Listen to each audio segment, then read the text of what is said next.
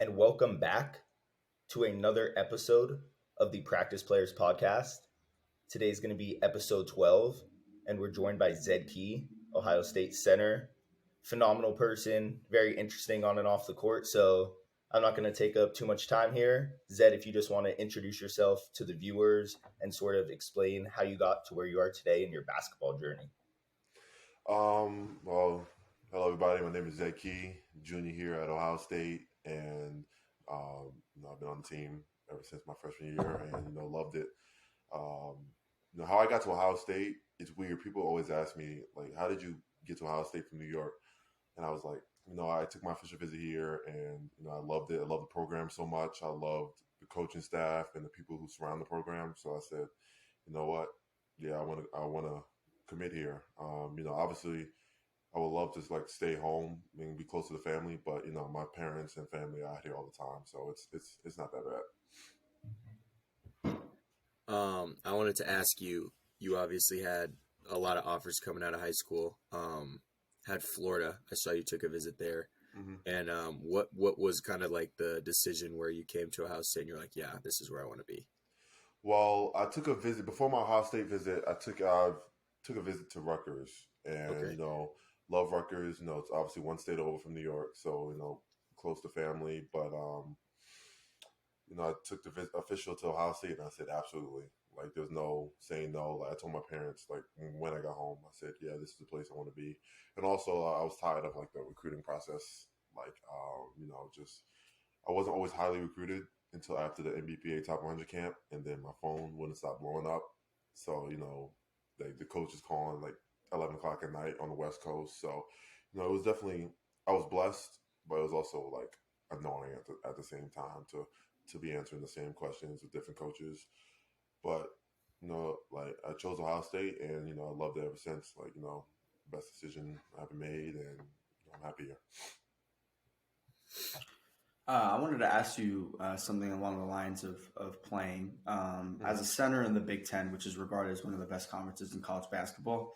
How do you yourself prepare to play so many of these talented bigs? You got Zach Edey in the conference, Trish Jackson Davis. You had Luka Garza a couple years ago, Hunter Mm-hmm. Dickinson. I mean, the list goes on in the Big Ten. Cliff Amarui, a lot of elite Yeah. bigs in this conference. Going into a nightly basis, how do you position yourself to say, okay, I gotta stop this guy for my team to win? How do you deal with that?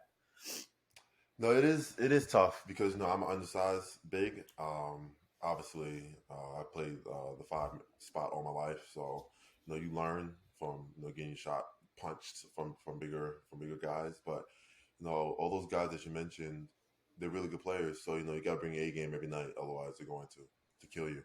So just having the mindset of obviously I'm undersized, but just got to outwork them, out effort them, and do little things to be able to be successful being an undersized big.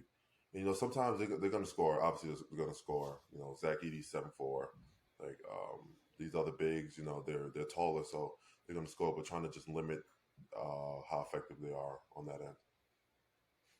And one big you forgot to add on that list, Danny, is Zed Key. Now I'm my little stat here. I'm a stat guy. Three straight double doubles to start the season, joining Evan Yeah. Turner, Jared Sullinger, and Keita Bates Diop as the Mm-hmm. only other three in Ohio State history. So I wonder if Dickinson hops on a pod, they're gonna bring up Zed Key. But sort of adding on to that, being an undersized big, what advice would you give to other guys who might be shorter at the five spot, like maybe little strategies or things that the general fan wouldn't notice that gives you an advantage over a guy like Trace Jackson Davis or Zach Edey?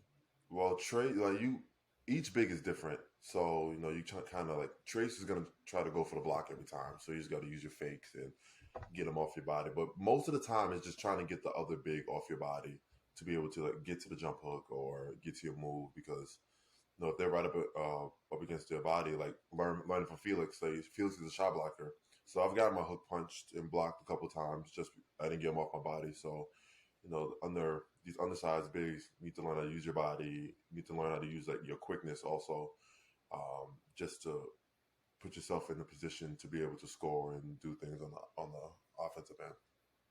Got to get to the fade too. Get to the fade. The fade always works. The fade always works.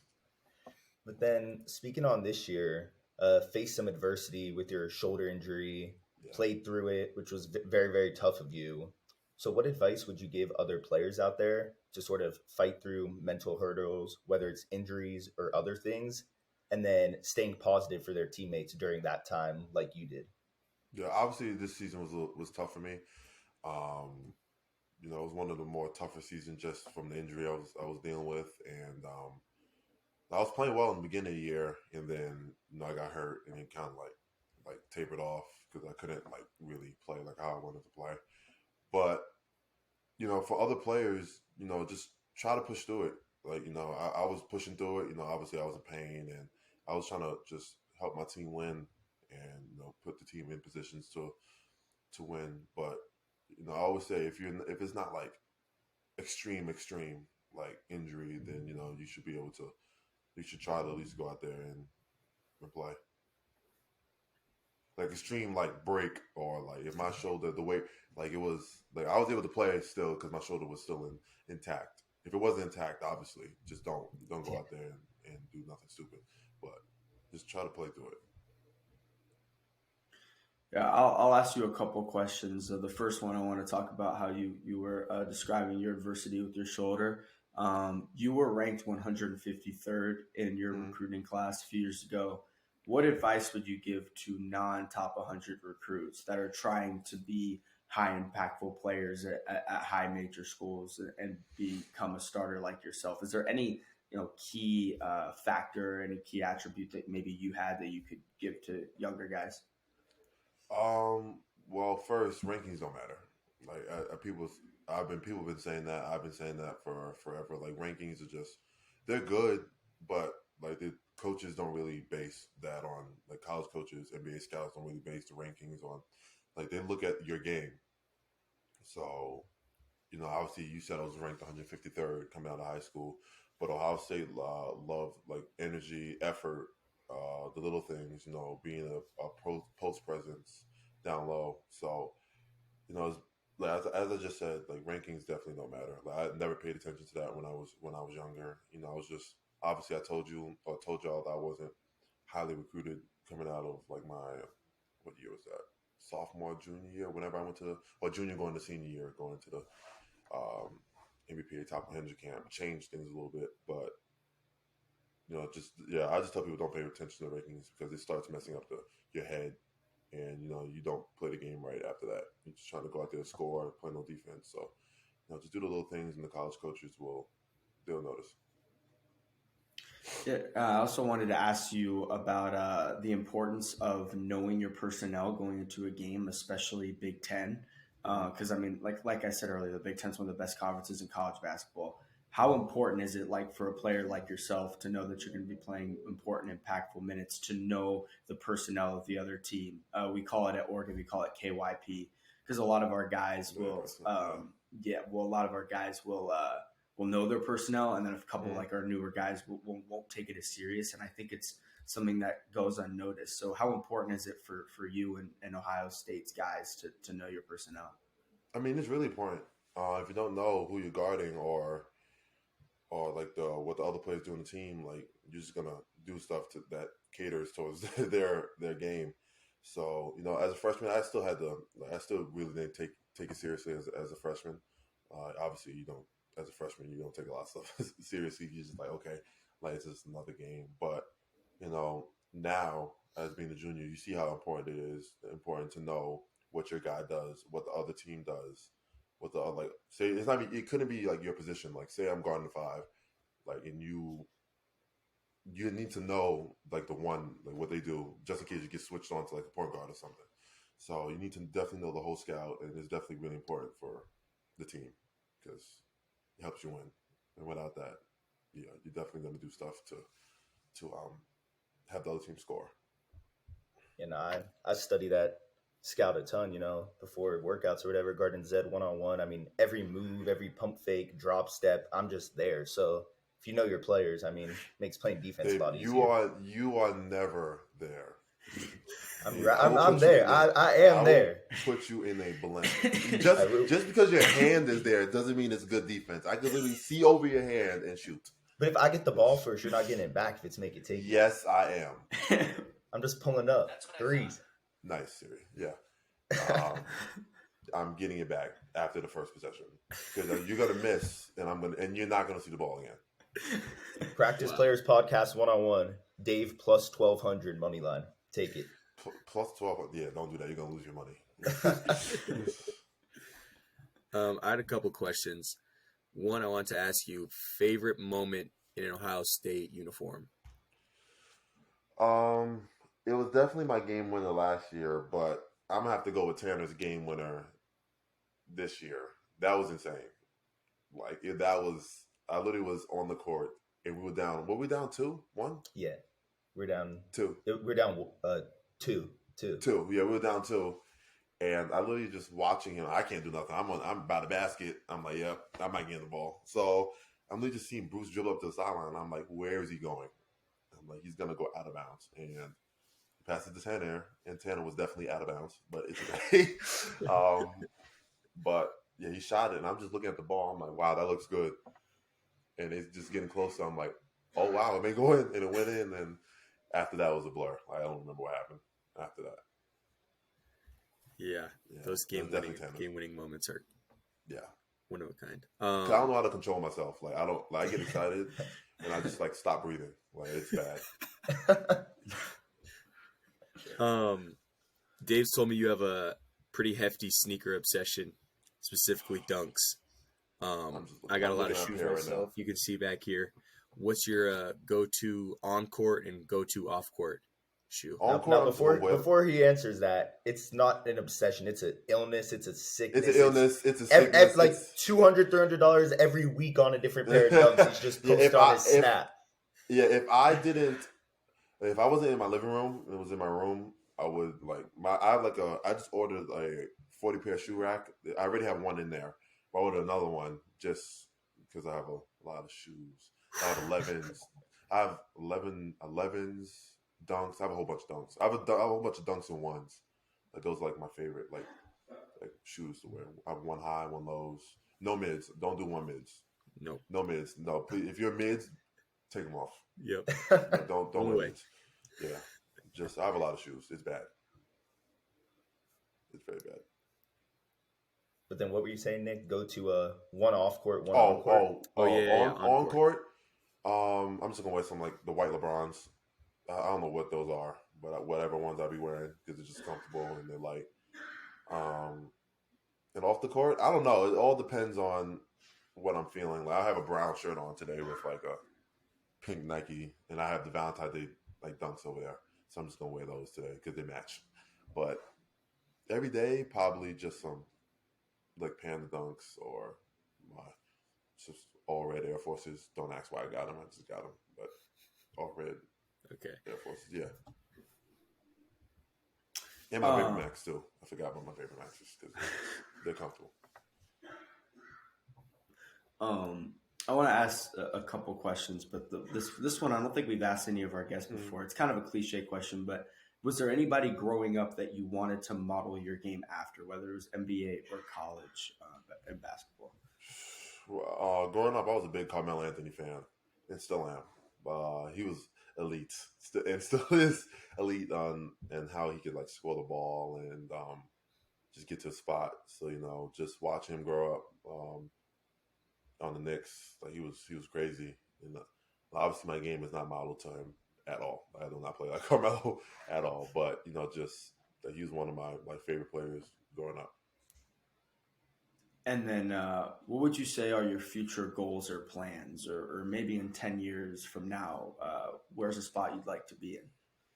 Well, my not immediate goal, but my goal I'm working towards, obviously, to the NBA. I would love to go up there and just play the game of basketball on the highest level. They make good money while doing it too, as well. But definitely the NBA. I would like to own my own business one day, but I don't. That's down the line. So, but I don't know what I want to do. But definitely my own business, NBA, and that's it right now. Just taking it day by day, just looking at the next day, like, okay, how can I become like the best person that day or whatever? Just be the best that day. So, just taking it day by day. That NBA check would definitely help fix out that low rider. Lowrider, everything. But talking on cars, I want to play a fun little game of a start bench cut here. You're already smiling, you know what's coming. For the viewers who don't know, Zed has a pet snake named Seven. Go follow him on the gram, Zed, if you want to shout that out real quick. I would have. I would have put him on the podcast, but he's under his rock right now. He looked too cozy. Let's leave him alone. So yeah, he has a pet snake named Seven. He's big into cars, big, and might be the biggest Rod Wave fan I know. He's the one who put me on and now created an obsession. So thank you for that, Zed. But sorry. Start bench cut 7 cars and Rod Wave, and we need the breakdown of why. Oh my god. One's got to go. Wow. Start bench cut. Wow. Who don't want to start? I'm gonna have to start 7 because 7 to go. Like 7 to go. I'm gonna have to bench cars, which is hurting me right now. It's hurting me, and then Rod Wave cut. Like, come on, like, come on. Wow. Like I think that's what I'm gonna have to go right there. I didn't think Rod Wave was gonna be. I thought you were gonna start Rod Wave, honestly. Nah. Definitely 7 has to come first for sure. He's the GOAT. It's interesting. Yeah. It's interesting. But then another thing I wanted to get in here real quick. So on the day of the recording, today's Sunday the 26th. So yesterday, Florida Atlantic clinched their spot in the Final Four, as did UConn. Mm-hmm. So I just sort of want to get everyone's opinion here. Even though the games haven't happened, looking like we're gonna have we are gonna have SDSU Creighton. Winner of that will play FAU, and then winner of Texas Miami is gonna play UConn. So I just wanted to go around and see who we think's gonna win the Natty and make the Natty. So I'll start it off. I think whoever comes out of SDSU Creighton is probably gonna beat FAU. FAU had a good run, but I just think those two teams are better. There's no way. Like, there's no way, right? There's no way until there's a way. I've been saying that the whole March Madness tournament. I was like, there's no way, right? And it's failed me every time. So there's no way. But I'm gonna go with the winner of Creighton SDSU over FAU. I think we're all in agreement there. Yes, we are. But then Texas Miami, I have Texas winning that. I have Texas beating UConn, and then I have Texas winning the Natty. No, I have UConn winning the Natty. UConn just absolutely they have a lot. Trounced on Gonzaga. They have a lot. I was watching them play. They have a lot. And I think UConn might be better in person. Because I watched them on Thursday and Saturday, and we played them back in November, and they killed us. I think they beat us by like 30, and they were 20th in the nation at the time. They are. They have everything. Yeah. I mean, I expected it to be a good game, And then Drew Timme gets his 4th foul with like 18 minutes to go in the second half, and then from there, 30 piece. It went downhill after that. They lost the best player, and it went. I was shocked. Downhill. Yeah. I mean, 82-54 in an Elite 8 game is pretty nuts. That's crazy. Yeah. I have to go UConn. I have to. So all 3 are going UConn. To win. I gotta watch. The games tonight. I will definitely say I think the winner of the Final Four matchup of UConn and then either Texas or Miami are going to win. Creighton plays SDSU, right? Yeah. Yeah, I don't know. I think SDSU may win. That's what I said. Mm-hmm. Well, that would be good for our conference. So I think I agree with Dave 100%. Regardless of who wins that SDSU Creighton matchup, I know we keep saying FAU is not going to win, and they keep proving us wrong. But I just think both teams, SDSU is too experienced to lose that game. I feel like. And Creighton just has their starting lineup is incredible. Like, the only knock on Creighton is that they don't have a bench, but their starting lineup might be the best left in the tournament. If I see FAU in the championship, I'm gonna be extremely mad. After all the teams, I may not watch the game. That's how mad I'm gonna be. Now, what would you do if they just won the whole thing? FAU just I'll be so sick of basketball. I'm like, there's no way the FAU just won. Yeah, Hold on. Was this since 2013 was the last time a 9 was in the Final Four? Yeah, it's been a minute. Yeah. Yeah. Mm-hmm. Yeah, but I think SDSU is going to beat Creighton, and then what's the other Miami, Texas? Yeah. I think that when you look at that matchup right now, the reason I'm saying Miami is because I told you guys that like early February that Miami was going to make the Final Four, and they're one game away from it. So I'm one game away from being right on that. So I'm just going to say Miami. Do I think they're going to win? I don't know, but I'm just going to go back to what my prediction was a month and a half ago. But I think if Texas beats Miami, they could very well win too. I think Texas and UConn are, in my opinion, the 2 out of the top 6 right now. Yeah. All the teams that we thought were gonna win is out. Yep. Like Purdue, we already. I didn't think Purdue was gonna go that far, because of just how they play, and they've seen other conferences, and Zed Key is a great player, but it's tough going against these other bigs from other conferences, because all they do is run in the other conferences like SEC, ACC, like the bigs. All they do is change levels and like lob threats and like the rim protectors. Obviously, they can still score if you give them the ball on the block, but it's a different style of play in these other conferences. So, that's what teams struggle, learning and going against. I think teams. FDU did a good job of kind of shutting him down and making the freshman guards kind of try and win that game for him. Yeah. The inexperience kind of, and I'm not saying FDU had any experience, but you know what I mean? Like, he shot once in the last 12 minutes of the game, and he had 22 and 13 at the time. Like, I don't know how you not get him the ball.